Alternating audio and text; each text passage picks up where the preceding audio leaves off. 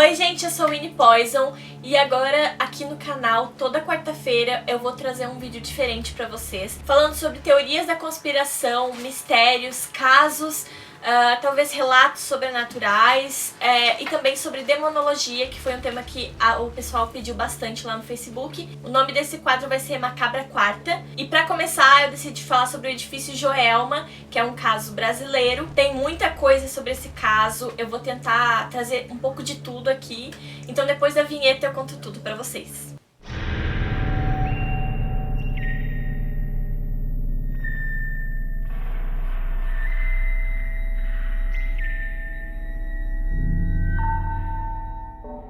Gente, se vocês gostaram do tema, já aproveita e se inscreve aqui no canal, ativa o sininho, me siga também nas redes sociais que o Edu vai deixar aqui embaixo. E eu peço, por favor, que vocês divulguem esse quadro para as pessoas. Eu quero muito que dê certo essa ideia. E se a gente bater 1000 inscritos, eu vou fazer uma live com vocês, contando um pouco de relatos sobrenaturais de vocês. Ainda não sei bem certo qual o tema certinho que a gente vai abordar, mas vai ser uma live bem show com vocês, contando relatos de vocês, tá bom? Antes de falar sobre o edifício Joelma, eu decidi trazer um caso que ocorreu um pouco antes do edifício Joelma. Muita gente acha que esse caso ocorreu no mesmo terreno. A verdade é que ele aconteceu a 1 quadra de distância do edifício Joelma e é o crime do poço.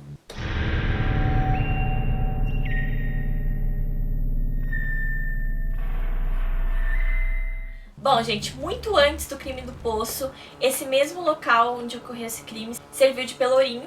E pra quem não sabe, pelourinho é onde os escravos desobedientes eram castigados.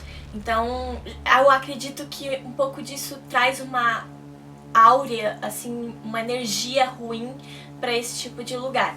Então, o crime do poço ocorreu em 1948. Paulo Ferreira de Camargo, ele tinha 26 anos e ele era um jovem químico que trabalhava como professor assistente da USP. E no dia 5 de novembro ele informou aos amigos mais próximos dele que ele ia fazer uma viagem com a família para o Paraná. Após isso, ele contou que mandou notícias para a família, para amigos, dizendo que a mãe dele e suas irmãs haviam morrido em um acidente de carro perto de Curitiba. A mãe dele era Benedita Ferreira de Camargo, de 56 anos, e as irmãs dele eram a Maria Antonieta, de 23 anos, e a Cordélia, de 19. O que acontece é que não teve funeral, ele não fez nada, simplesmente mandou essa notícia pra família e pronto. Como a família não foi convidada para nenhum funeral e nem sabia dessa tal viagem, eles começaram a desconfiar dessa história que o Paulo contou. E então a polícia começou a investigar, a pedido da família, sobre o que tinha realmente acontecido.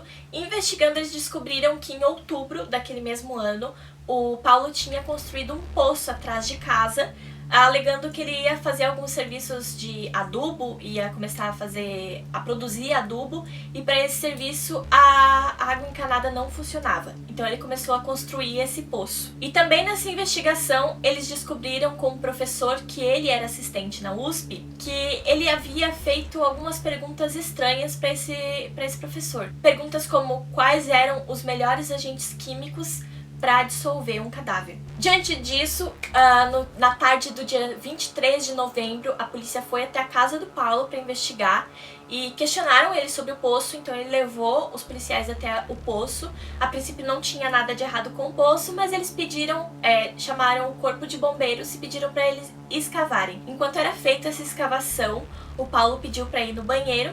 A casa estava completamente cercada de policiais, mas o interior da casa estava livre.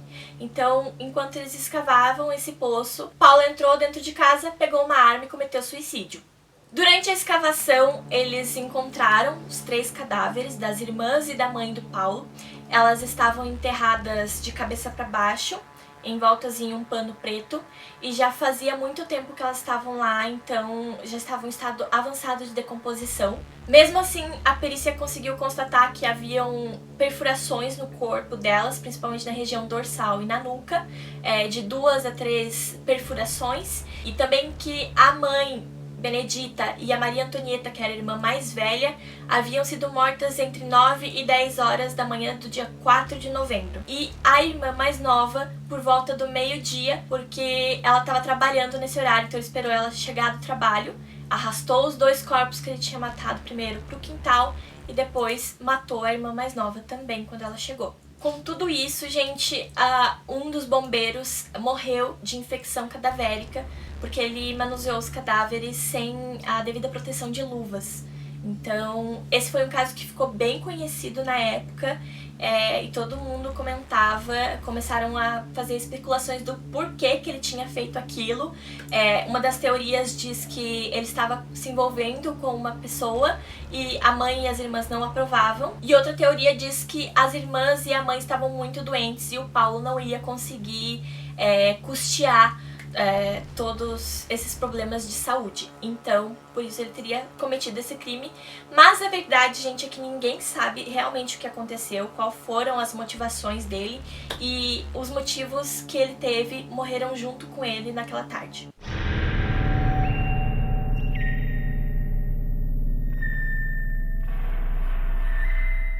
Então agora eu vou partir para o edifício Joelma mesmo. Lembrando que o crime do poço ele não foi cometido naquele terreno onde era o edifício Joelma. Ele foi cometido nas proximidades, a 1 quadra de distância. Então, o que acontece? Em 1972, eles concluíram a construção do edifício Joelma e logo que foi concluída a construção, um banco começou a se instalar lá. Ele pretendia usar praticamente todos os pavilhões.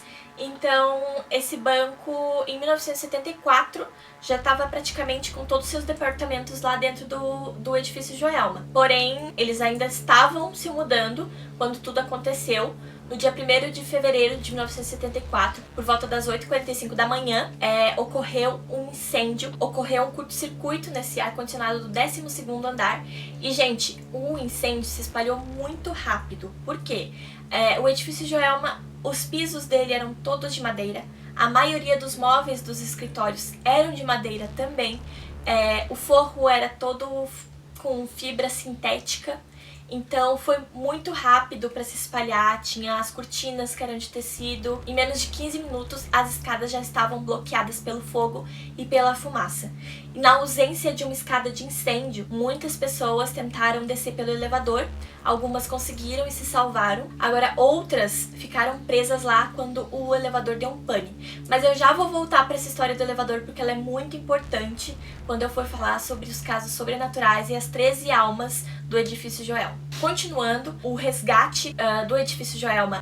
Existem muitos detalhes que eu não posso abordar todos aqui porque o vídeo ficaria gigante, já deve estar gigante nessa hora, mas o fato é que o resgate foi muito complicado. Por quê?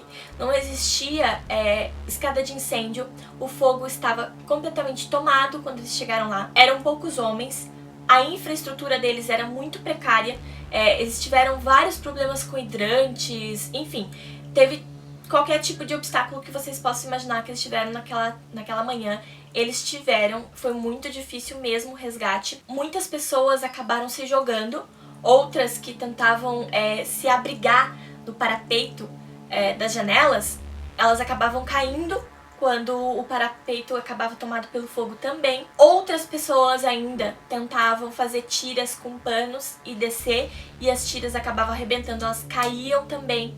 Então, muitos policiais lamentaram que muitas outras pessoas poderiam ter sido salvas também, só que na hora do desespero acabaram caindo do prédio ou se jogando. O incêndio só foi controlado a partir das 10h30 da manhã, quando praticamente todo o material inflamável que tinha lá no prédio foi consumido pelo fogo. E já às 14h30, todos os sobreviventes haviam sido resgatados. E aí, vocês imaginem a situação dos cadáveres que estavam na rua, das pessoas que tinham se jogado. Então, as pessoas cobriam com cobertores os cadáveres, capas de chuva, usavam qualquer coisa que pudesse ali cobrir aqueles cadáveres que estavam ali expostos, que tinham se jogado ou que tinham caído do prédio. O que acontece, gente, é que essa tragédia do Joelma muita gente não conhece, só que ela é a segunda maior tragédia sobre incêndio em arranha-céus do mundo. Ela fica atrás só das Torres Gêmeas, deixou 187 mortos e 300 feridos.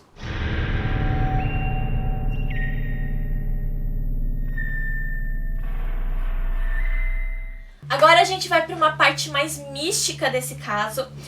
Lembram que eu tinha comentado que o elevador tinha dado um pane e as pessoas tinham ficado presas lá dentro? Então, as 13 almas com certeza o maior mistério do edifício Joelma. E o que acontece? Essas 13 pessoas estavam dentro do elevador quando ele deu um pane e fechou, então elas ficaram presas lá dentro. Quando eles encontraram os corpos delas, estavam completamente carbonizados, estavam até grudados uns nos outros.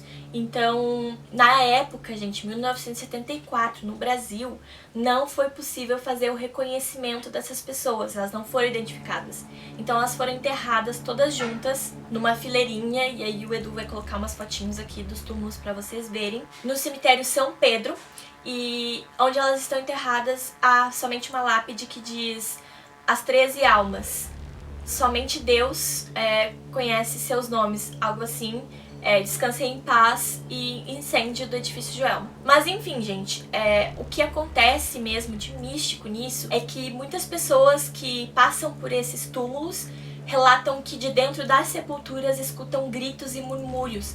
Então, para acalmar essas almas, as pessoas criaram o hábito de colocar um copinho d'água em cima dos túmulos. Supostamente, isso acalma elas e alivia um pouco da agonia delas. Algumas pessoas atribuem às 13 almas milagres e graças alcançadas. E outros fatos sobrenaturais envolvendo o edifício Joelma.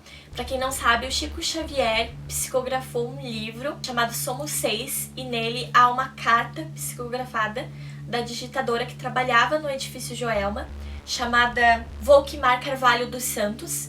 Ela trabalhava no 23º andar do edifício Joelma. Em 1979, esse livro ganhou um longa, chamado Joelma, 23º andar. E durante a gravação das mortes desse longa, um fotógrafo estava registrando, o set de filmagem. Durante a gravação das cenas das mortes, apareceram alguns rostos nas fotos e muitas pessoas dizem que essas são almas do edifício Joelma. Depois do incêndio, 4 anos depois, foi erguido no lugar do edifício Joelma o edifício que existe até hoje, que é chamado Praça da Bandeira. E muitas pessoas relatam que veem espíritos, já teve equipe de investigadores que viram uma sombra caminhando pelas câmeras deles. Existem pessoas que relatam que escutam, que veem coisas, mas tem uma história que eu acho muito bacana de contar pra vocês, que é o caso de um rapaz, o Daniel Branco, de 30 anos, que estava na faculdade e ele pretendia gravar um documentário bem estilo A Bruxa de Blair, sabe? Ele queria passar uma noite no edifício Praça da Bandeira pra ver o que acontecia. Muitas pessoas no Facebook, quando ele contou isso lá nas redes sociais, que ele pretendia fazer isso, falaram pra ele não fazer isso, não mexer com esse tipo de coisa, mas ele ignorou e ligou pro edifício Praça da Bandeira e ele foi informado que ele não poderia gravar lá, não poderia fazer nenhum tipo de filmagem, não poderia passar a noite lá. Mas ele insistiu mesmo assim, foi até lá e chegando lá ele foi barrado de novo, então ele voltou pra casa. No caminho do metrô, ele olhou pro braço, pro corpo e viu que tinha uma bolinha vermelha que crescia e coçava e ardia muito. Quando ele chegou em casa, aquilo já estava insuportável, já estava pelo corpo todo dele e ardia e coçava muito. E o primo dele olhou pra ele e falou: "Você tá pegando fogo". E depois de 2 horas, essas manchas e essa ardência e coceira passaram assim como apareceram. Ele deixou o documentário só no papel mesmo e decidiu não fazer mais depois disso. Então, pra finalizar, uma coisa que eu encontrei também que é bem curiosa é que o edifício Joelma e o crime do poço estão localizados num terreno chamado Anhangabaú, que vem do tupi antigo. Essa expressão Anhangabaú significa no tupi antigo água da face do diabo. Então, me contem aqui o que vocês acharam desse caso, se vocês já conheciam a história do edifício Joelma e se vocês acreditam nessa história de que ele é mal assombrado, todas essas questões que eu contei pra vocês. Se você já conhecia esse caso e eu falei algo de novo que você ainda não sabia, comenta aqui embaixo pra mim, deixa um like, indica o canal pros seus amigos e quando a gente bater a meta de 1000 inscritos, não esqueçam que a gente vai fazer essa live bem bacana, comentando aí alguns casos, relatos pra vocês, tá bom? Um beijo e até a próxima!